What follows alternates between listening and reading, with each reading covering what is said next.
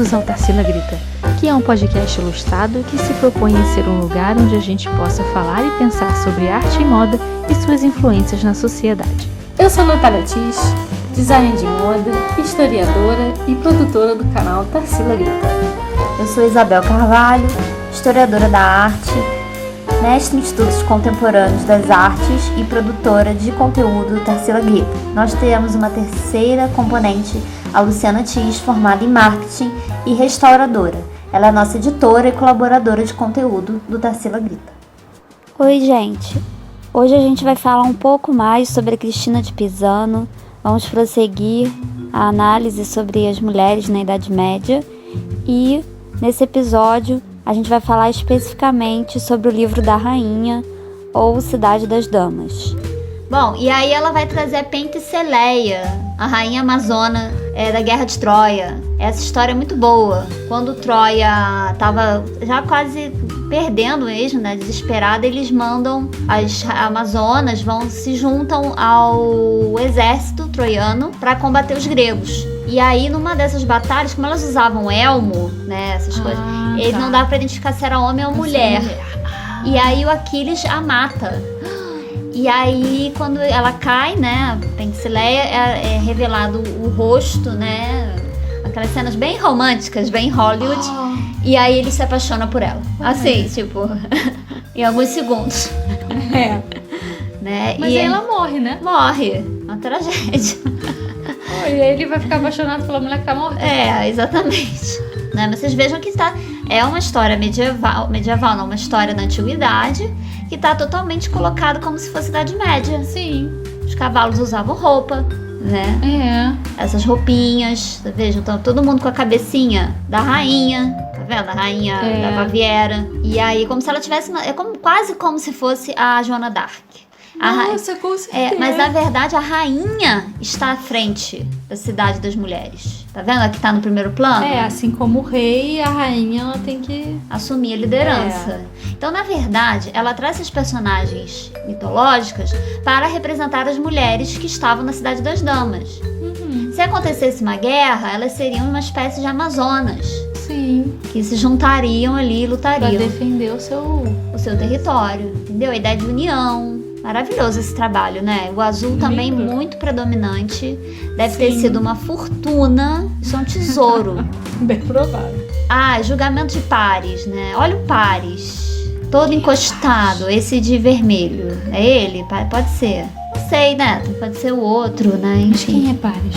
Paris é o príncipe de Troia. É o que rouba a Helena. Tá. E aí é o seguinte, o Paris ele é colocado numa enrascada. Ele tem que decidir quem é mais bonita. Então, se eu não me engano, entre Atena, Hera e Afrodite, ele tem que decidir quem é mais bonita. E no final das contas, cada um oferece uma coisa pra ele. Um oferece que ele vai ganhar territórios no mundo. A outra oferece poder e a outra oferece a mulher mais bela. Afrodite oferece a mulher mais bela do mundo.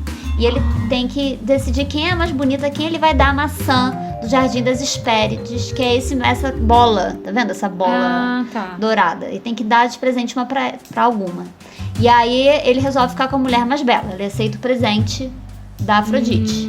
E aí é que começa a Guerra de Troia. Porque ele ganha a Helena. Gente, muito louco, né? E ao mesmo tempo, vejam só que interessante, ele tá apoiado como se fosse uma fonte. Sim. E o espelho ali, né? Um espelho de água. Ao mesmo tempo me parece uma coisa meio narciso, assim, meio narcisista, é verdade.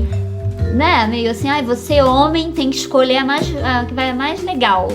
E aí a gente vai te dar uns presentes, né? É aquela história do príncipe, né? As meninas ficam lá à mercê de quem vai ser a escolhida. Exatamente. Então acho que é isso que ela tá querendo demonstrar aqui. Que você tem que estar sempre linda, preparada pra ganhar o coração do príncipe. Sim.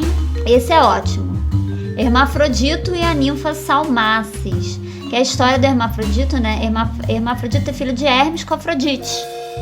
E ele foi abandonado, ele era um homem, foi abandonado nos bosques, né? Porque ele era de um relacionamento fora do casamento da Afrodite. Ela era casada, na verdade, com o Vulcano, que é o Hefesto, deus do fogo. E aí é o seguinte, ele estava certo dia na floresta e ele avista uma linda ninfa tomando banho, que é a Salmacis.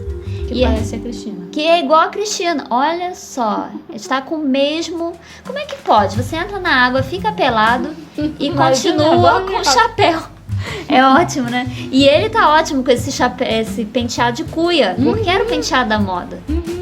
Você usava esse penteado. O que acontece? Ele avista... Era fácil de fazer, né? Bota um pote, né? E ele avista a Salmacis ou a própria Cristina de longe e entra na água e dá um abraço muito forte nela. Praticamente, eles se unem. Nossa. E aí vira hermafrodita, com 2 sexos.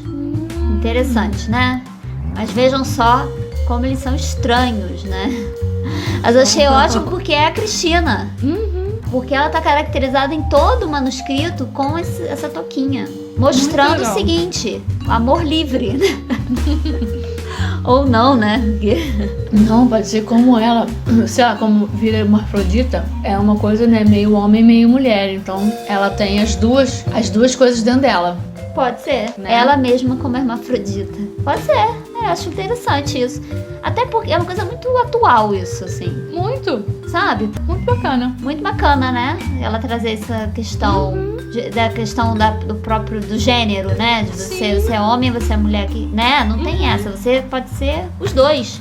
Ou o que você quiser ser, né? Então, muito legal. Esse é ótimo. Esse é a Daphne, lembra da Apolo e Daphne? Que o Apolo se apaixona pela Daphne, que é uma ninfa, e aí ele sai correndo atrás dela, né? Aí quando ele encosta nela, ela vira um louro, né? E aí ela vira uma árvore de louros, um loureiro. E aí, olha só, mas é engraçado porque geralmente a representação é ela mulher, né? Com cabeça, peito, mas e as mãos com folhas, né? Essa não, essa aí é metade árvore e metade mulher. Incrível. Apolo e Daphne, o que é essa história, né? Primeiro que o Apolo ele leva uma flechada do Cupido em vingança, porque eles disputavam quem era mais poderoso no arco e flecha. E aí o Apolo deu uma flechada de amor nele e deu uma flechada de não amor na Daphne, de repulsa. Então ele teve um amor não correspondido e ficava perseguindo a Daphne loucamente. Coitada. Até que ela não aguentou mais essa perseguição e pediu pro pai dela, que era tipo um deus das águas, não é o Poseidon, mas eram os rios, enfim. E aí ele transforma ela numa árvore, no loureiro. E aí ele fala assim no final, ele pega as folhas e fala, das suas folhas eu transformarei numa coroa que vou celebrar os vitoriosos, enfim. Né? Por isso que tem a coroa de louros. Mas é interessante porque assim, é um amor não correspondido. Deve ser por causa daquele negócio das mulheres que ficam sendo perseguidas pelos homens. Que é do Romance da Rosa. Isso. Né? O Romance da Rosa que fala justamente desse amor do homem correndo atrás da rosa. Até ele só consegue ficar feliz quando ele deflora ela. Deflora a rosa. Então, é mais ou menos isso. Quando ele acaba com a vida dela... Ele fica feliz. Ele fica feliz. Olha só, que horror. Que horror, Supremacia masculina. Esse aqui é interessantíssimo. Que é a rainha Pasífae. Nomes complicadíssimos, né? Que é o seguinte, ela é a rainha de Creta. A história é muito longa, mas assim, vale a pena. Esse mito é muito interessante. É o seguinte... Quando ocorre uma disputa de trono em Creta, né, do Minos, que ainda não era rei, né, o pai dele morre, enfim, ele vai disputar com os outros irmãos quem vai se transformar em rei. E aí o Minos, ele vai pedir para o Poseidon, que é o deus dos mares, ajudá-lo.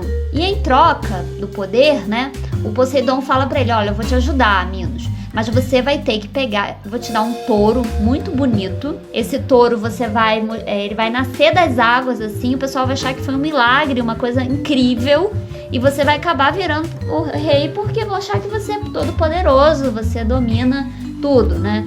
E aí, mas só que depois você tem que pegar esse touro e fazer um sacrifício em meu nome. Só que o que o Minos faz? Ele vira rei e tal, tudo se concretiza, mas ao invés de sacrificar o touro que foi dado pra ele pelo Poseidon, ele acha muito bonito, muito fofo, ele resolve sacrificar outro. E é só que Poseidon descobre, claro, o que ele faz pra se vingar do Minos. Ele pega esse touro, esse tourinho, e faz com que ele tenha um caso de amor com a esposa, com a rainha. Caramba! E a rainha, eu acho muito louco, meio doido isso aí, porque ao mesmo tempo usa a mulher, né, como essa coisa pra vingança, né? Eu acho isso muito louco. E ao mesmo tempo também ela só pode se apaixonar por quem ela quiser. Liberdade. Tá vendo? Porque ela mostra justamente isso, ela tá apaixonada por um touro. E aí eles têm um filho, que é o Minotauro. Ah, nossa senhora, o Minotauro vem daí. Vem daí, essa história longa. E aí o pai, ou no caso o padrasto do Minotauro, que é o rei Minos, claro que ele não gostou da situação. Imagina, era um homem com cabeça de touro, né? Minotauro. E aí prende ele no labirinto, que ele pede pra fazer o Dédalo, o pai do Ícaro, fazer o labirinto. Olha só. Até que chega quem? O Teseu. O Teseu vai e mata o Minotauro. E aí? E foge com a Ariadne, abandona a Ariadne numa ilha e mete o pé.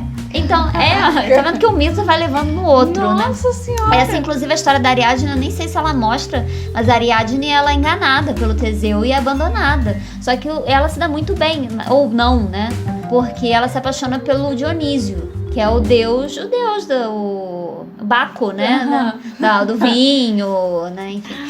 Só que é o seguinte, mas ela é seduzida. É aquelas ideias dos raptos, dos estupros. Então não sei se ela se deu bem também, não. Ela pode ter sido forçada a ficar. Então essas coisas da mitologia são muito loucas, né? Eu não sei como é que a Cristina de Pisano, a gente teria que ler, né, esse livro na íntegra. Teria que estudar mais profundamente para entender as relações que ela faz desses mitos, né? Mas a ideia é que ela teria esses personagens mitológicos e traria isso como um reflexo da situação da mulher na Idade Média. O que é bem condizente, né? Porque a mulher que tá ali sendo usada como um objeto de vingança, a mulher que ela fica sendo tão perseguida que ela a ponto de se entregar, como a Daphne, ou a Hermafrodita, que a ninfa é obrigada a virar um só, ela é abraçada, assim, quase como o julgamento de Paris, que é a ideia de que a mulher era colocada como um objeto de escolha, né? Quem é melhor, né? E aí coloca uma disputa entre elas, né? É meio que realmente tudo aquilo que ela fala, né, nos livros dela, né? Exatamente. É muito interessante o trabalho. Então é isso, gente. Acabamos essa aqui, um super podcast enorme. Mas vale a pena. Várias sessões, várias partes. Várias. Então é isso. Muito obrigada. E aí, até o próximo. Até o próximo. Não esqueça de curtir a gente no Facebook. Não se esqueça de se inscrever no nosso canal, apertar o sininho para receber as nossas notificações e tem que sempre dar um like. Isso ajuda o canal a ganhar relevância no YouTube, enfim, tá? E o Instagram também, @TarcilaGrita. É isso, também, gente. se quiser, deixa um comentário aí pra gente. Obrigada e até o próximo. Tchau, gente!